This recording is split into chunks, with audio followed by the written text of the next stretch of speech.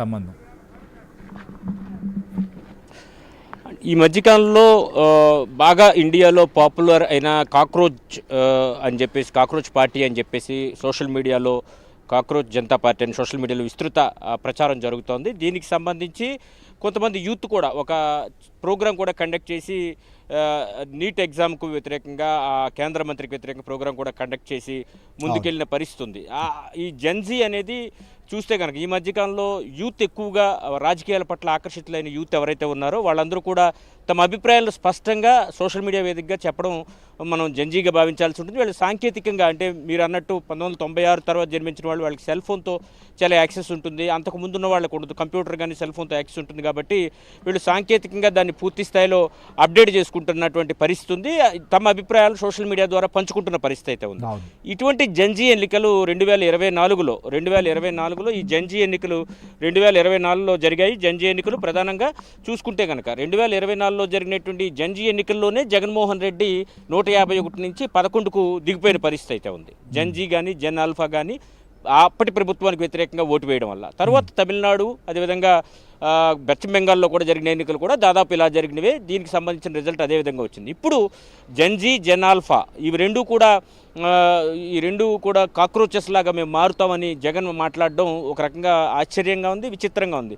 అధికారంలో ఉన్నప్పుడు ఏనాడు కూడా యూత్ గురించి మాట్లాడిన జగన్మోహన్ రెడ్డి, ఏదైతే డిఎస్సి నోటిఫికేషన్ ఇచ్చినప్పటికీ కూడా ఉద్యోగాలు ఫిల్ చేయని జగన్మోహన్ రెడ్డి ఈరోజు యూత్ను అడ్డం పెట్టుకుని ప్రభుత్వాన్ని ఇరకాటంలో పెట్టే ప్రయత్నం, అంటే తన రాజకీయ ఎదుగుదల కోసం లేదా రాజకీయంగా లబ్ధి పొందేందుకు యూత్ను ఉపయోగించుకోవడం లేదా ఉద్యోగార్థులను, అభ్యర్థులను ఉపయోగించుకునే ప్రయత్నం అయితే ప్రస్తుతం చేస్తుంటే కనిపిస్తుంది. దానిలో భాగంగానే ఈ మెగా డిఎస్సి పైన ఆయన అనేక ఆరోపణలు చేస్తూ ఉన్నారు.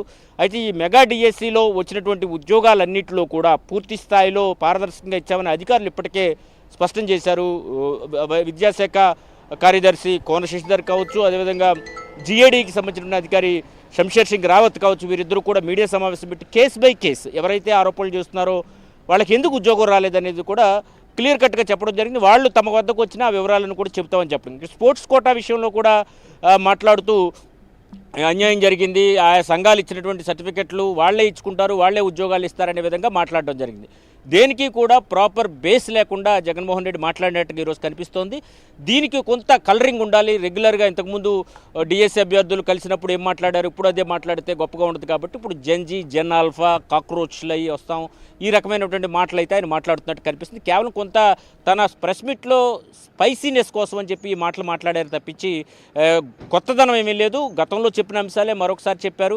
అయితే 3 గంటలు 4 గంటలు పెట్టే ప్రెస్ మీటు ఈసారి గంటన్నరలోనే ముగించడం కొంత వైసీపీ నేతలు కూడా ఆశ్చర్యం వ్యక్తం చేస్తున్నారు. ఎందుకంటే అంతంతసేపు ప్రెస్ మీట్ పెడితే ఏ అంశం కూడా జనంలోకి వెళ్ళడం లేదు. కాబట్టి కొంత స్పైస్ క్రియేట్ చేసి మాట్లాడితే జనంలోకి వెళ్తుందని భావించారో ఏంటో జెన్జీ, జెన్ ఆల్ఫా విషయాన్ని ఈసారి తన ప్రెస్ మీట్లో ప్రస్తావించడం జరిగింది. ఎప్పుడు కూడా యువత గురించి ఆయన మాట్లాడిన సందర్భాలు కూడా లేవు. గతంలో ఆయన అధికారంలో ఉన్నప్పుడు సిద్ధం సభలు పెట్టినప్పుడు కూడా యూత్ను ఎప్పుడు కూడా దగ్గర తీసుకున్న సందర్భాలు అయితే లేవు.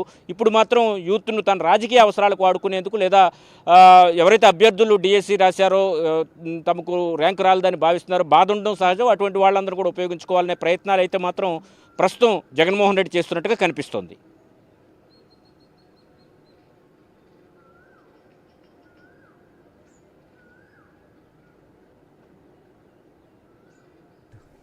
ఎస్ సత్య, ఖచ్చితంగా మీరు అన్నట్లుగా అయితే ఇప్పుడు దాకా పార్టీ సంబంధించి విద్యార్థి విభాగం వీళ్ళ చేత కదా ఆందోళన చేస్తూ వచ్చింది.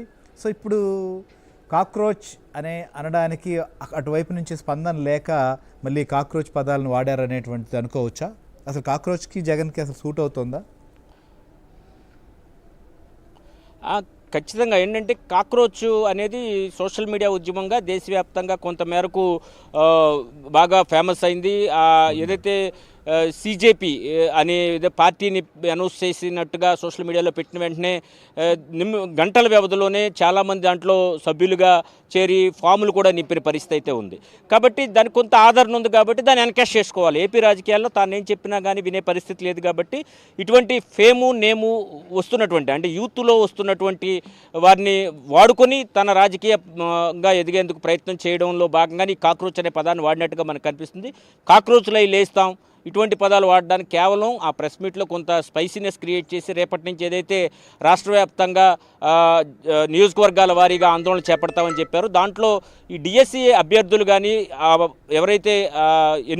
ఎవరైతే పరీక్షలు రాశారో వాళ్ళు ఎవరు కూడా పాల్గొనకపోవడంతో కనీసం యూత్ని అట్రాక్ట్ చేసి రేపు జరిగే కార్యక్రమాన్ని సక్సెస్ చేసుకోవాలి అని స్థానిక నాయకులకు ఇప్పటికే అల్టిమేటం జారీ చేయడం, దానిలో భాగంగానే ఈ మాటలు మాట్లాడితే కొంతవరకు స్పైసీనెస్ ఉంటుంది, యూత్ అట్రాక్ట్ అవుతారు అని భావించి మాటలు మాట్లాడారు తప్పించి జగన్మోహన్ రెడ్డి గురించి యూత్కి అన్ని విషయాలు తెలుసు.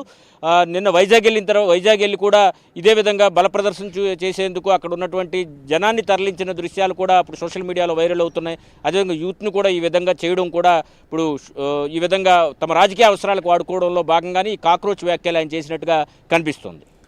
రైట్ సత్య, మీరు అన్నట్లుగా ఈ వ్యాఖ్యలకు సంబంధించి కూడా ప్రస్తుతం సోషల్ మీడియా వేదికగా రకరకాల చర్చ అయితే జరుగుతోంది. సో ఇప్పటికే జగన్ ప్రెస్ మీట్ పెట్టిన తర్వాత ఏదైతే స్పోర్ట్స్ సంబంధించినటువంటి కోటా కింద జరిగినటువంటి అంశాలపైన పదే కూడా ప్రస్తావిస్తున్నారు జగన్మోహన్ రెడ్డి. మనం చూస్తున్నాం ఆ పార్టీ కూడా. సో ఇదే అంశం పైన మనతో మాట్లాడేదానికి శాప్ చైర్మన్ రవినాయుడు కూడా మనతో పాటు పార్టిసిపేట్